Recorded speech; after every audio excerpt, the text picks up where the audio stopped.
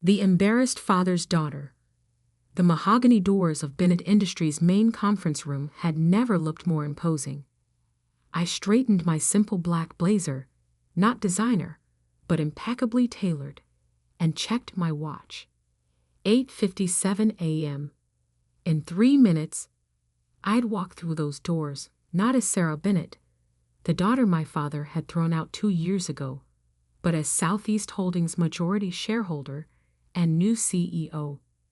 My mind drifted back to that rainy night in our family's circular driveway. No daughter of mine will be a janitor. Dad's voice boomed across our manicured lawn, echoing off the limestone facade of our family mansion. My 2 suitcases landed with a thud on the wet pavement. "Get out." Mom stood in the doorway, wringing her hands but silent. My brother Michael smirked from behind his perfect Windsor knotted tie. The golden boy, the heir apparent to Bennett Industries, watching his competition being eliminated. "Dad, please," I said calmly. "Just let me explain." "Explain what?" "That my Harvard-educated daughter is throwing away her life to clean toilets. That you're embarrassing this family by taking some minimum wage job instead of the executive position I arranged." I picked up my bags, their expensive leather now stained from puddle water. "The maintenance position at Stellar Corp is a good opportunity." "Opportunity?" He laughed bitterly. "The only opportunity you'll have now is learning what it's like without your trust fund, without your car, your credit cards, your family name." "James," Mom finally spoke. "Maybe we should." "No." Dad cut her off. "She made her choice. Now she can live with it." I loaded my bags into my old Toyota Corolla, the only thing in my name that they couldn't take away. As I pulled out of the driveway, I caught one last glimpse of them in my rearview mirror. Dad's rage, Mom's weakness, Michael's satisfaction. None of them knew that the maintenance position at Stellar Corp was just a cover. None of them had bothered to ask why I'd really chosen this path. And none of them had any idea that I'd been quietly buying up shares of Bennett Industries through shell companies for the past 5 years.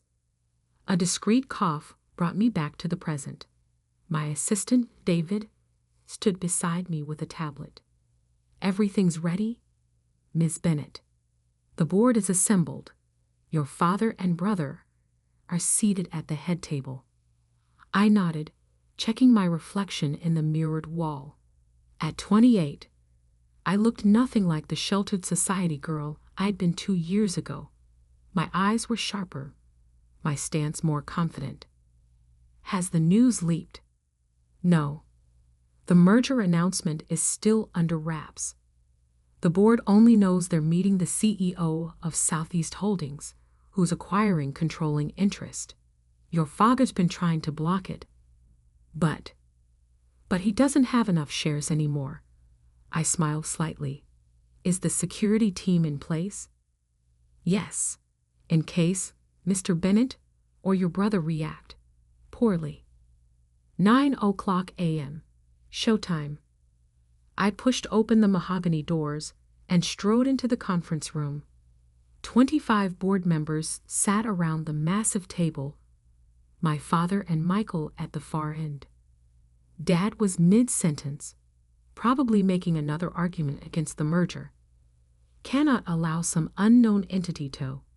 He stopped as I walked in, his face registering first confusion, then shock, then fury. "Sarah?" Michael stood up so quickly his chair scraped loudly against the floor. The chairman, Mr. Richardson, looked between us with dawning understanding. Ah, perfect timing. "Ladies and gentlemen, please welcome Ms. Sarah Bennett, CEO of Southeast Holdings, and as of this morning, majority shareholder of Bennett Industries." The room erupted in whispers. Dad's face went from red to white to purple. Michael sank back into his chair. I took my place at the podium, surveying the room with the calm confidence that comes from holding all the cards. Good morning, everyone. We have a lot to discuss about Bennett Industries' future. But first, I believe my father has some questions about my employment history. Dad slammed his fist on the table. This is ridiculous. She's not qualified. Actually, Mr. Richardson interrupted, shuffling through some papers. Ms. Bennett's credentials are quite impressive. Harvard MBA, followed by specialized training in corporate restructuring.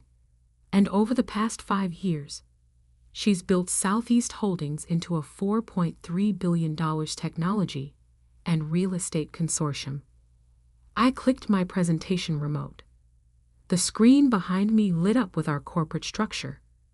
While working as a janitor at Stellar Corp, I was actually overseeing the acquisition of their AI division. That maintenance badge gave me access to every floor, every meeting room, every conversation that mattered. Michael's face twisted. But the trust fund. You've been living like a pauper. No, brother. I've been living within my means while reinvesting my inheritance. Unlike you, I didn't need 5-star hotels and private jets to prove my worth. The board members were studying their packets now, eyes widening at the numbers. Southeast Holdings had been quietly acquiring Bennett Industries stock for years, starting long before Dad threw me out. Impossible, Dad stammered. I would have known. Would you? I pulled up another slide. You were too busy grooming Michael to notice that your biggest clients were shifting their contracts to shell companies I controlled. Too focused on maintaining appearances to see that your own board members were selling their shares to my investment groups. Mr. Richardson cleared his throat. The numbers are quite clear, James. Southeast Holdings now controls 52% of Bennett Industries' voting shares, and their proposal for modernization is exactly what we've been needing. I circled the table slowly, my heels clicking on the marble floor. While you were mocking my janitorial career, I was learning our industry from the ground up. I know every weakness in our infrastructure, every inefficiency in our operations, and exactly how to fix them. Opening my tablet, I projected our 5-year projection onto the screen. Bennett Industries has been losing market share for 3 years. Our technology is outdated, our management structure is bloated, and our costs are out of control. That changes today. The board members leaned forward, captivated by the transformation plan I'd spent years developing. Even Michael looked impressed, despite himself. Dad stood up abruptly. This is all very interesting, but you're forgetting something. I'm still CEO. My contract? Your contract, I interrupted smoothly, has a change of control clause. Section 7, paragraph 3. Would you like me to read it? His face paled. That clause had been his idea, years ago, when he'd been acquiring smaller companies. He never imagined it would be used against him. The shareholders' meeting is in 10 minutes, I continued. The votes are already secured. You can either step down gracefully and remain as a consultant, or we can make this messy. Your choice, Dad. The room was silent, except for the soft hum of the air conditioning. 2 years of planning, of working in secret, of letting them think I'd failed.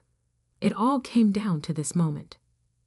Mom burst into the room, designer handbag clutched like a shield. James, I just heard.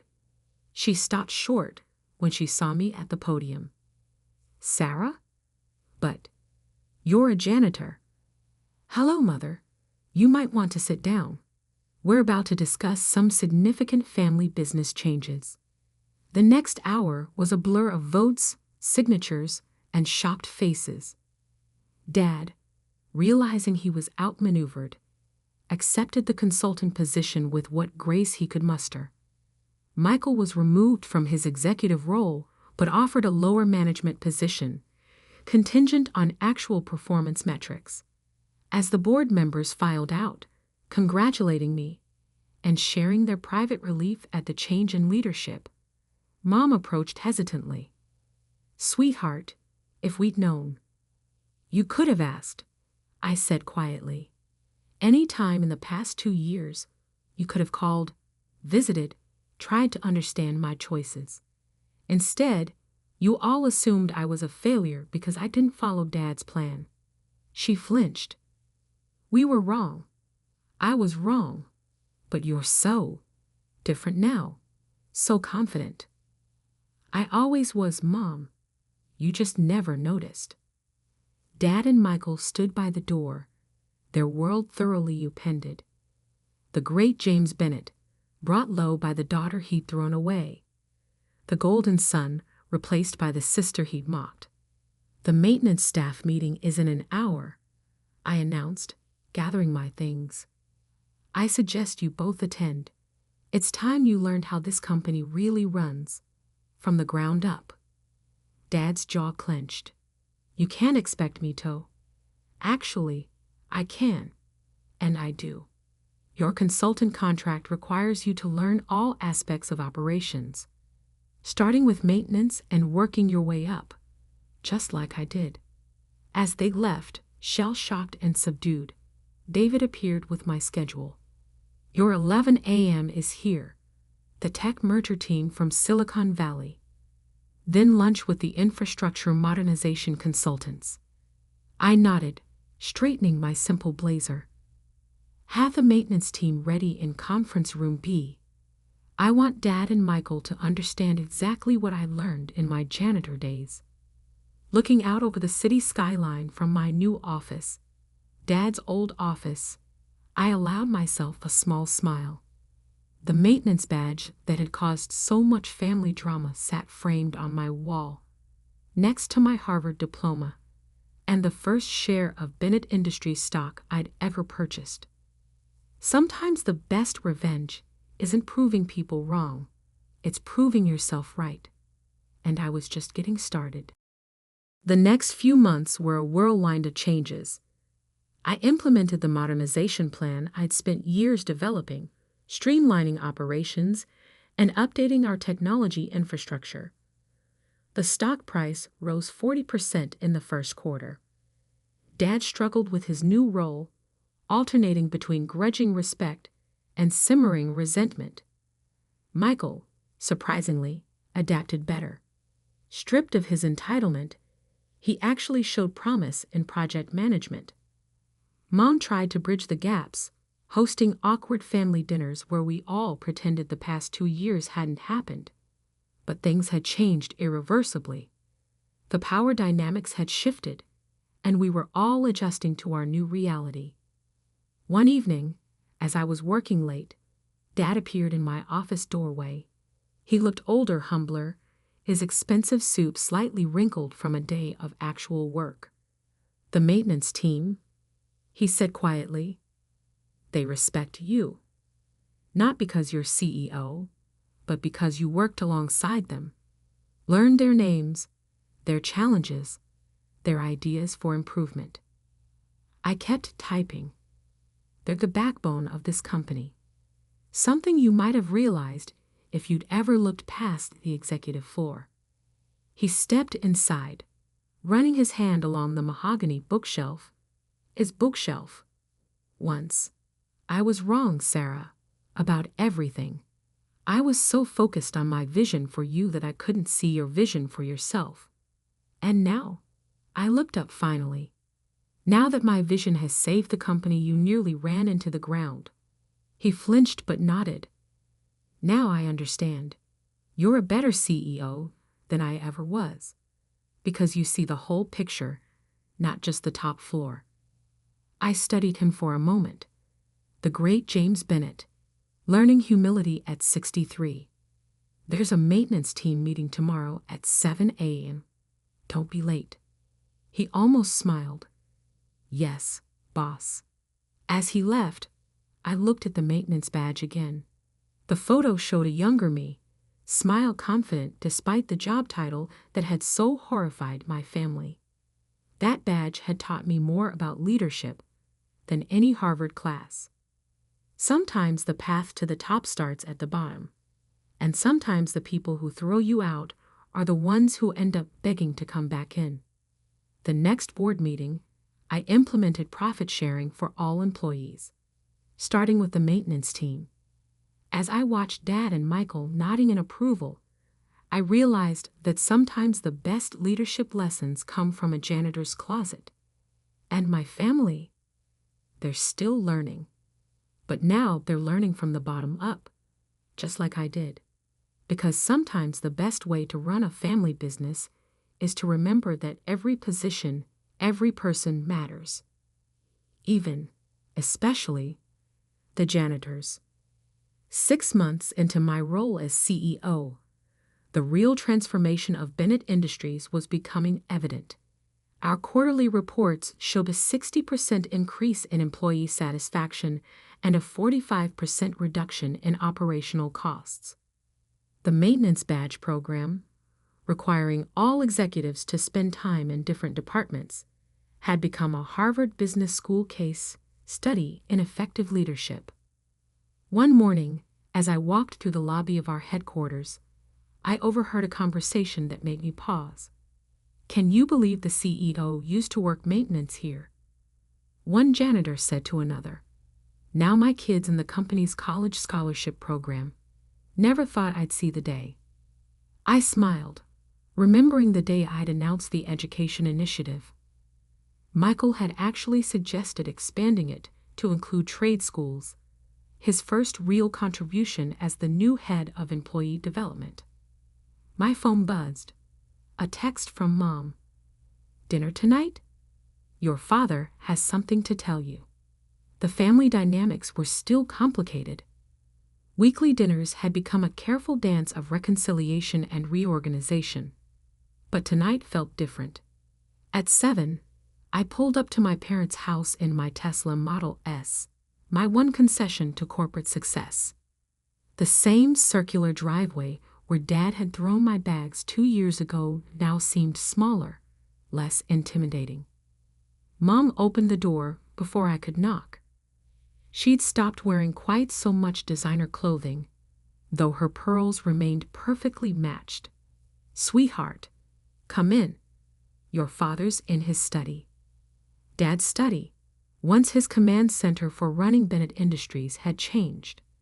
The massive oak desk remained, but now it held papers about employee initiatives and sustainability programs instead of merger documents and profit reports. He stood as I entered, and I noticed he was wearing the maintenance team jacket, the same one he'd once called "beneath our family's dignity." "Sarah," he said, gesturing to a chair, "I've been reviewing the quarterly numbers." I sat, preparing for criticism. Old habits die hard. "They're impressive," he continued. "But what's more impressive is this." He handed me a folder. Inside were letters from employees, dozens of them. Stories about how the changes had affected their lives. A maintenance worker whose daughter was now in college. An AT specialist who had been promoted based on merit rather than connections. A cleaning staff supervisor who'd implemented cost-saving measures that saved the company millions. "You didn't just take over the company," Dad said quietly. "You transformed it into something I should have built decades ago." I looked up, surprised by the emotion in his voice. "I've been talking with the board," he continued. "I'd like to step down as consultant, but not because I'm angry or resentful anymore. Because I want to start something new. A foundation, helping other companies implement the changes you've made here." My throat tightened. The Bennett Foundation for Corporate Transformation. He shook his head. "The Sarah Bennett Foundation for Inclusive Leadership. If you'll let me use your name." Before I could respond, Michael burst in, waving a tablet. "Sarah, sorry to interrupt, but you need to see this. Forbes just released their 40 under 40 list. I took the tablet, reading the headline. Sarah Bennett, the janitor who became a billionaire CEO. The article detailed my journey, praising the ground-up leadership model I'd implemented. But what caught my eye was the quote from Michael. My sister taught our family that true leadership isn't about corner offices and executive titles. It's about understanding every level of your business, respecting every employee, and having the courage to start at the bottom, even when you could have started at the top. Mom appeared with champagne, her eyes misty. I had them polish the crystal glasses that'd been sitting dusty since that night. As we stood in the study, the same room where Dad had once told me I was a disappointment, I realized something profound. Success isn't just about proving others wrong. Sometimes it's about giving them the chance to prove themselves right. To new beginnings, Dad proposed, raising his glass. To learning from every level, Michael added. To family, Mom said softly. I looked at my maintenance badge, still carried in my wallet as a reminder. To all of us, I said. Every employee, every position, every lesson learned. Later that night, as I walked through the quiet halls of Bennett Industries, I stopped to help one of the night maintenance workers with a stubborn cleaning cart. You don't have to do that, Miss Bennett, he said, embarrassed. I smiled, remembering my first day with a similar cart.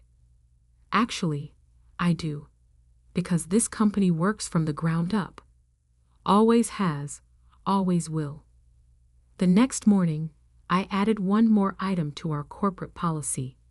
Every new hire, regardless of position, starts with a week in maintenance. Because sometimes the view from the bottom shows you exactly how to reach the top. And my maintenance badge? It's still the first thing visitors see when they enter my office. A reminder that success isn't about where you sit in the boardroom. It's about understanding every room in the building. Because sometimes the best CEOs start as janitors. And sometimes the best families are built not from the top down, but from the ground up. That's not just a business lesson. That's the Bennett way. The new Bennett way. And we're just getting started.